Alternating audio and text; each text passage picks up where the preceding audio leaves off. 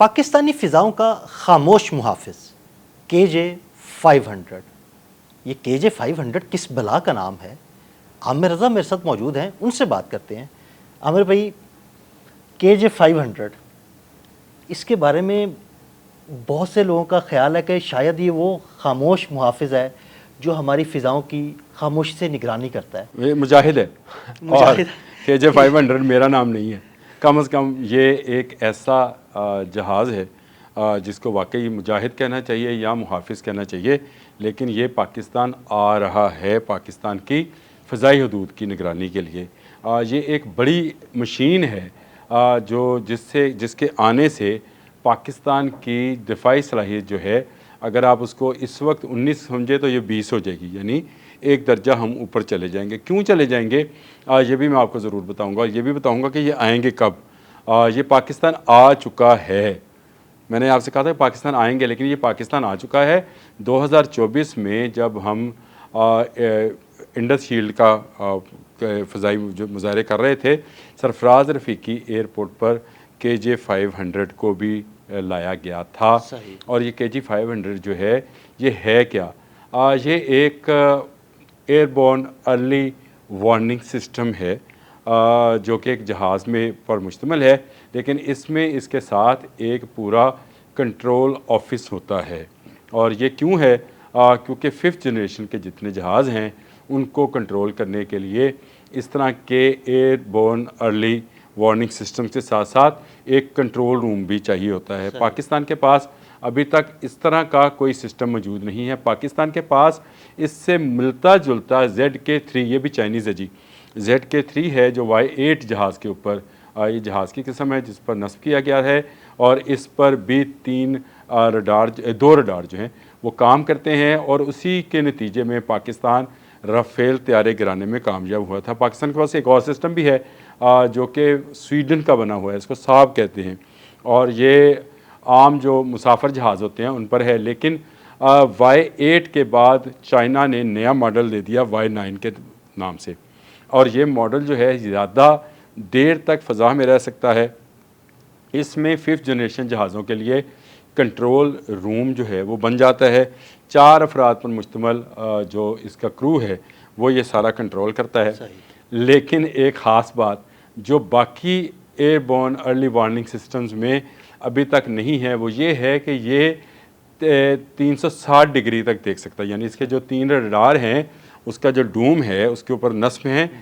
وہ جس تیزی سے گھوم رہے ہوتے تو 360 ڈگری یہ باقی جہازوں میں موجود نہیں ہے، ان میں ہے، یعنی واکس میں بھی نہیں ہے، اس میں ہے۔ 360 ڈگری کا فائدہ کیا ہوگا کہ کسی حد تک یہ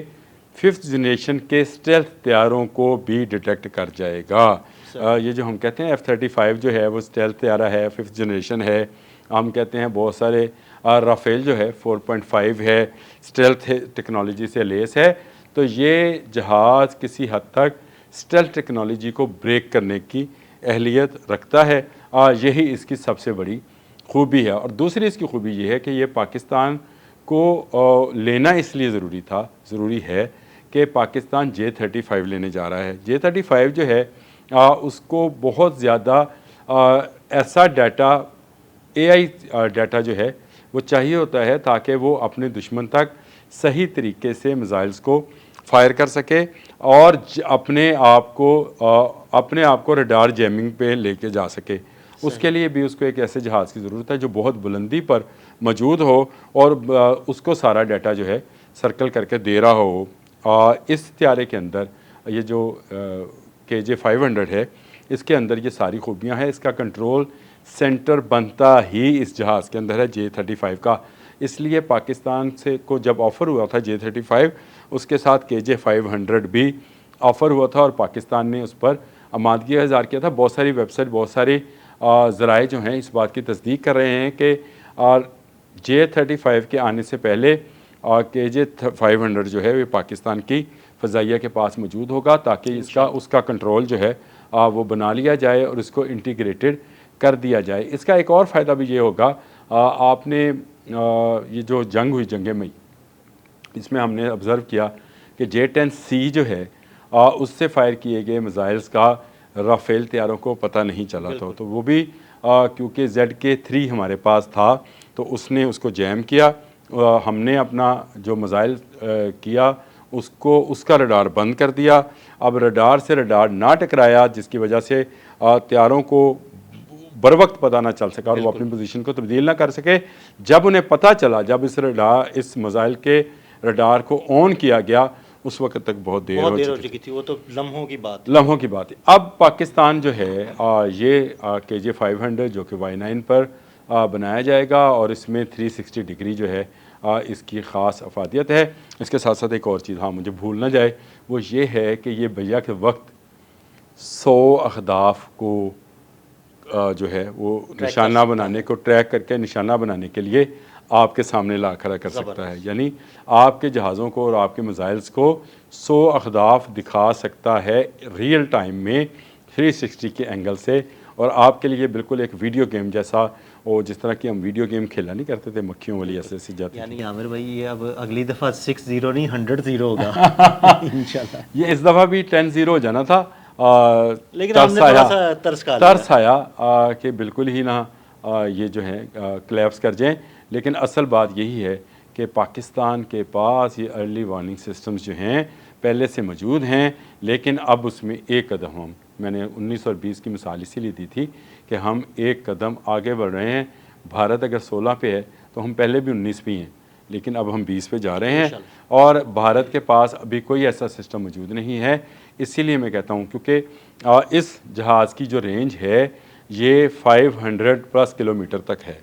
یعنی یہ 500 کلومیٹر سے پہلے آپ کو بتائے گا کون سا جہاز ہے، کیا قسم ہے، کون سے میزائلز ہیں، کیا چیزیں ہیں، کس طرح لاک کرنا ہے، اس کے رڈار کو کیسے پکڑنا ہے، ایئر رڈار کون سا ہے، یعنی ساری چیزیں یہ ڈیٹا جو ہے اس کو تیزی کے ساتھ نہ صرف گیدر کرے گا بلکہ اس کو آپ تک سرکولیٹ بھی کر دے گا، اور اس کے بعد آپ کو ساری چیزوں کا موازنہ کر کے یہ بھی بتا دے گا کہ آپ نے کب کہاں کیسے کون سا میزائل فائر کرنا ہے، اور اس کا کنٹرول بھی اپنے پاس لے جائے گا۔ یہ ایک چلتا پھرتی بلا، اڑتی ہوئی بلا کہنا چاہیے، یہ جو آپ نے لفظ بولا تھا اڑتی ہوئی بلا ہے KJ-500 جو پاکستان آ چکا ہے، یعنی پاکستان میں اس کو لایا گیا تھا، میں نے آپ کو بتایا 2024 میں جب ہم نے انڈسٹریل کی تھی، اور یہ اب پاکستان باقاعدہ اس کو شامل کر رہا ہے۔ اس طرح کی خبریں جو آ رہی ہیں، کیونکہ J-35 کے آنے سے پہلے ہمیں KJ-500 کو اپنے فضائی بیڑے میں شامل کر کے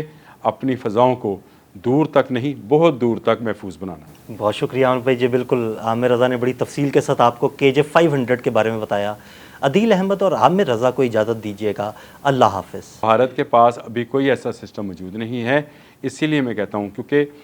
اس جہاز کی جو رینج ہے یہ 500+ کلومیٹر تک ہے،